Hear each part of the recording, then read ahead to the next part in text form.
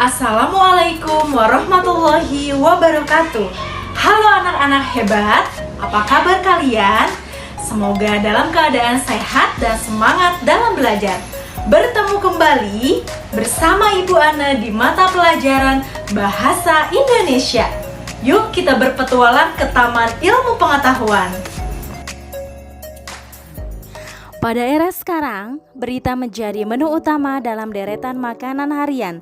4 sehat, 5 sempurna. Tiada hari tanpa berita. Dari waktu ke waktu, detik demi detik, berita datang silih berganti. Beragam informasi terus berhamburan memenuhi ruang kehidupan kita setiap harinya. Dengan banyaknya sajian berita, baik melalui media cetak maupun elektronik, kita harus bisa memanfaatkannya dengan baik. Pemahaman terhadap struktur dan kaidah teks berita memudahkan kita dalam mengolahnya menjadi sesuatu yang lebih bermanfaat. Berita-berita tersebut berperan sebagai sumber ilmu pengetahuan dan penambah wawasan. Ada pepatah, seseorang yang menguasai berita, dialah yang akan menguasai dunia. Ya, kita akan belajar mengenai materi berita. Apa yang akan kita pelajari hari ini? Yang pertama, dapat menelaah struktur dan kebahasaan dalam berita dengan tepat. Yang kedua, dapat menyimpulkan struktur dan kebahasaan dalam berita dengan tepat.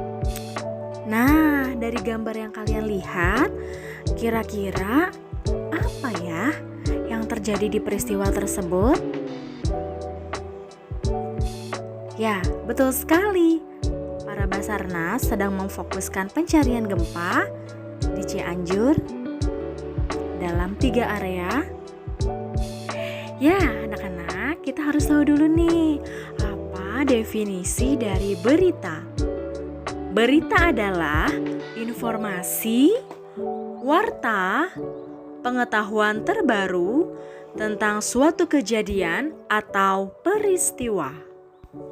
Unsur-unsur berita terangkum pada rumus 5W plus 1H. What, apa, who, siapa, where, di mana, when, kapan, why, mengapa, dan how, bagaimana. Keenam pertanyaan tersebut merupakan cara tepat menemukan unsur-unsur berita. Keenam unsur berita itu dapat disingkat dengan adik Simba. Untuk memudahkan di dalam mengingatnya, apa, di mana, kapan, siapa, mengapa, bagaimana. Pemirsa, Turki masih dihantui gempa bumi susulan. Tercatat 6 orang tewas saat gempa susulan bermagnitudo 6,4 yang kembali mengguncang Turki.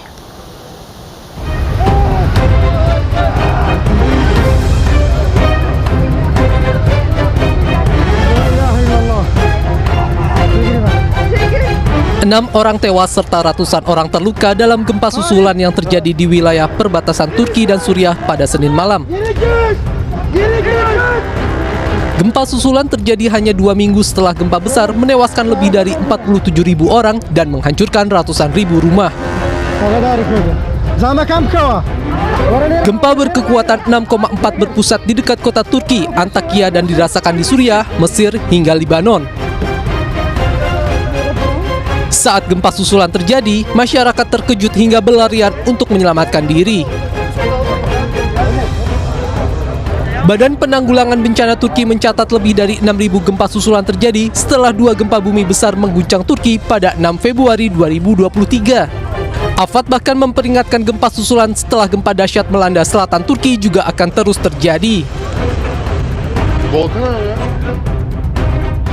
Sementara itu, Kepala Pusat Pengendalian Operasi BNPB Bambang Surya Putra mengatakan tim medis Indonesia saat ini berstatus siaga untuk menyambut korban-korban gempa yang kemungkinan diungsikan ke Rumah Sakit Lapangan Indonesia di Hasa, Hatay, Turki.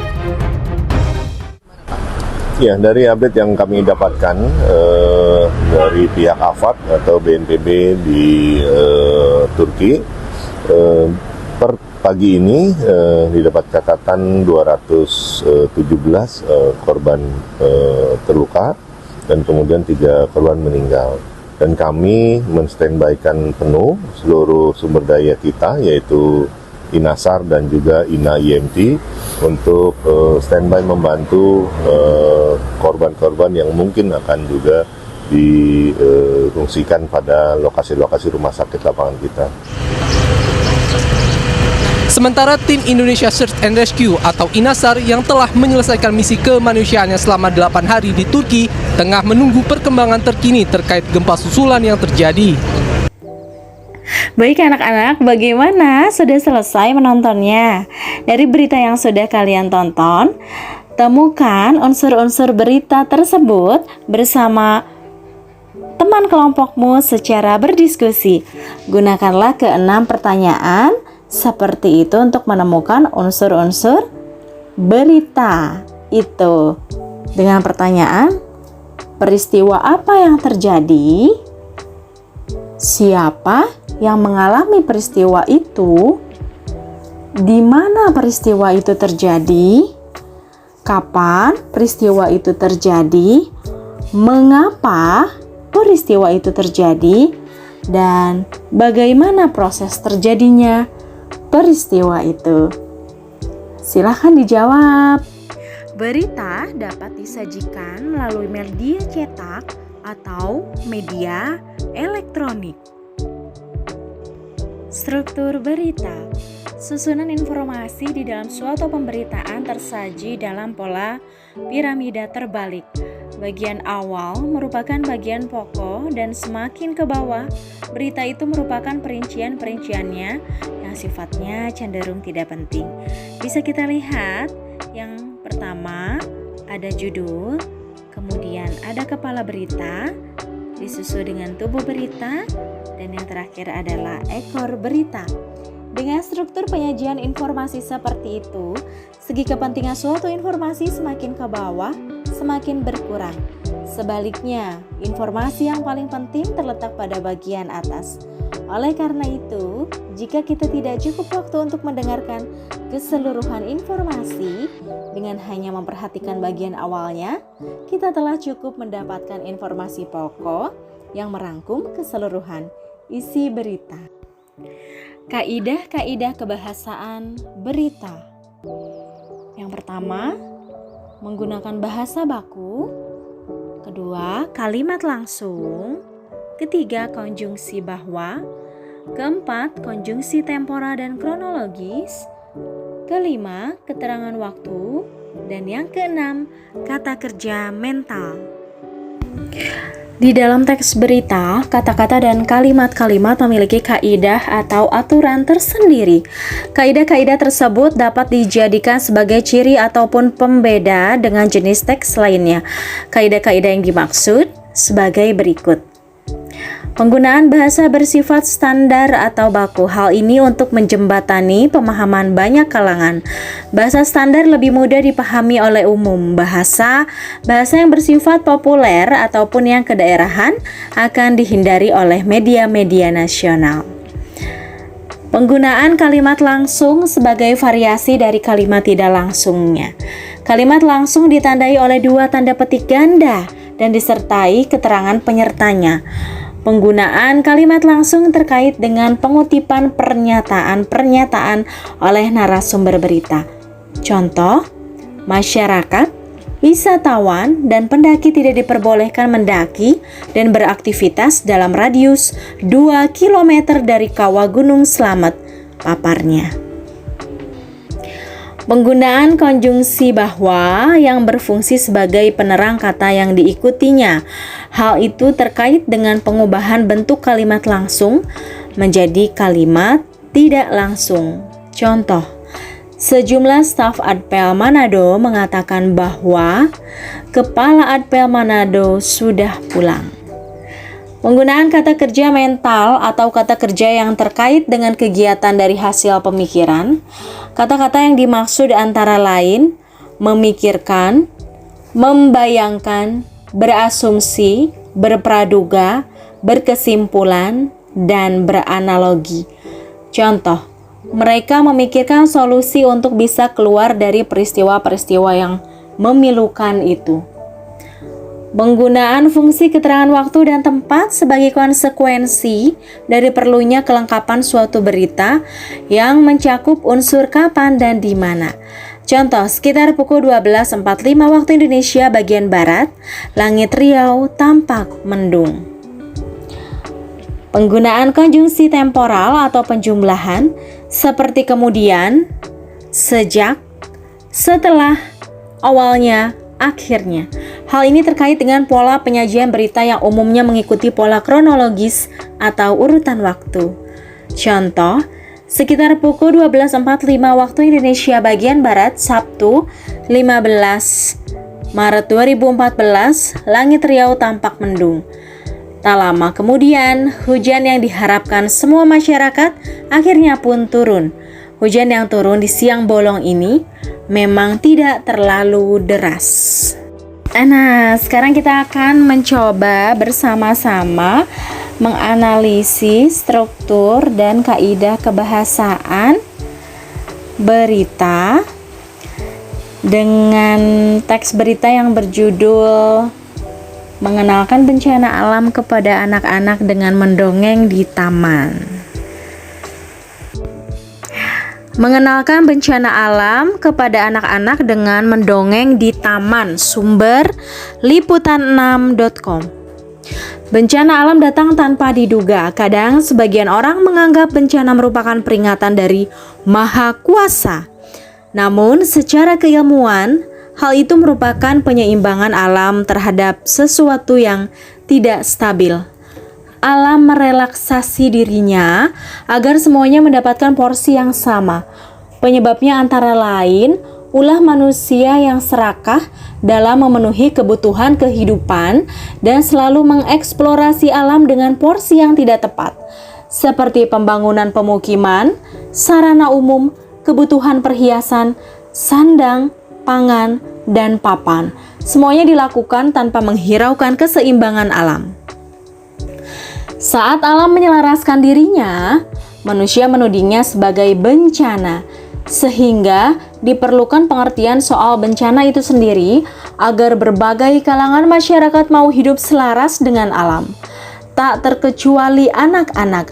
Anak-anak perlu mendapatkan perhatian lebih soal mengantisipasi datangnya bencana alam semisal banjir, gempa bumi, gunung meletus, dan sejenisnya.